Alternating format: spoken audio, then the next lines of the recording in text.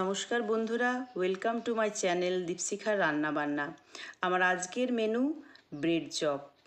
Bread chop বানানোর জন্য আমি নিয়ে নিচ্ছি সেদ্ধ আলু, পেঁয়াজ কুচি, লঙ্কা কুচি, আদা কুচি, রসুন কুচি আর নিয়ে নিয়েছি কেটে রাখা ব্রেড, আবার ব্রেডটা গোটাও রেখে নিয়েছি। এরপর আমি কড়াইয়ে তেল গরম করে গোটা জিরে ফোড়ন দেব।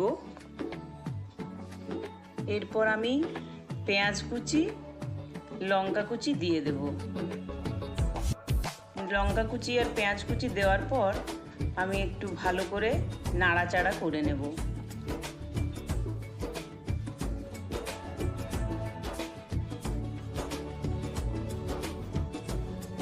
লঙ্কা কুচি আর পেঁয়াজ কুচি নাড়াচাড়া করার কিছুক্ষণ নাড়াচাড়া করে তারপর দিয়ে দেব আদা কুচি, রসুন কুচি,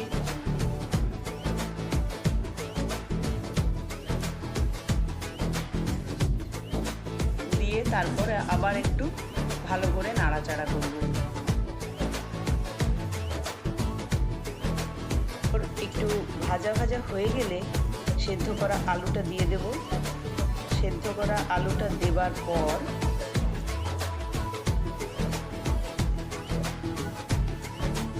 এরপর একটু নাড়াচাড়া করে নেব। তারপর আমি আস্তে আস্তে একে একে নুন, হলুদ, জিরে গুঁড়ো আর সামান্য লঙ্কার গুঁড়ো দিয়ে দেব। কারণ আমি কাঁচা লঙ্কা আগেই দিয়ে দিয়েছি, তাই লঙ্কার গুঁড়োটা সামান্য দেব। আর বন্ধুরা, আমি এখানে একটা ভাজা মশলা দেব। সেই ভাজা মশলাটা আমি আগেই তৈরি করে নিয়েছিলাম। সেখানে দিয়েছি গোটা জিরে, গোটা ধনে ও শুকনো লঙ্কা। বন্ধুরা, এরপর আমি এখানে একটা ভাজা মশলা দেব। সেই ভাজা মশলাটার মধ্যে গোটা জিরে, গোটা ধনে ও শুকনো লঙ্কা গুঁড়ো করে আমি দিয়েছি। এই ভাজা মশলার রেসিপিটা আমি পরের ভিডিওতে তোমাদের সঙ্গে শেয়ার করে নেব।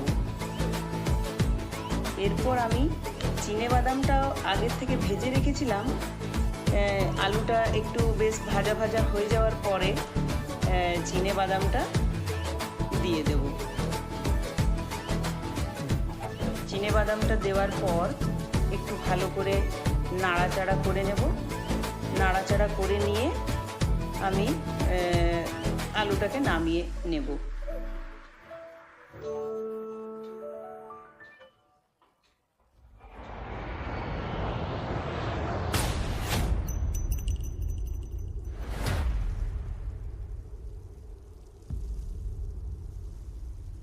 এরপর আমি ব্রেড চপটা বানানোর জন্য বেসনের একটা ব্যাটার তৈরি করব। তো ওই বেসনের মধ্যে একটু লবণ, একটু জিরে গুঁড়ো, একটু হলুদ আর সামান্য ভাজা মশলার গুঁড়ো দেব। দেওয়ার পর জল দিয়ে ভালো করে ব্যাটারটা গুলে নেব। আর আরেকটা জিনিস এখানে অ্যাড করব, সেটা হচ্ছে একটু জোয়ান। জোয়ান দিলে একটু টেস্টটাও ভালো হবে, তার জন্য আমি একটু জোয়ানটা দিলাম। এরপরে ব্যাটারটা ভালো করে তৈরি করে নেব।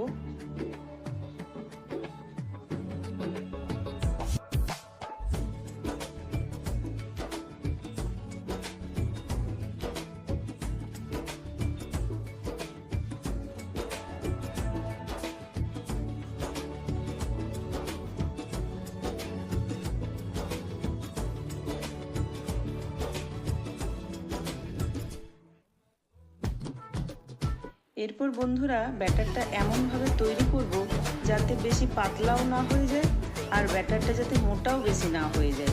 সেরকম পরিমাণ বুঝে আমরা ব্যাটারটা তৈরি করে নেব।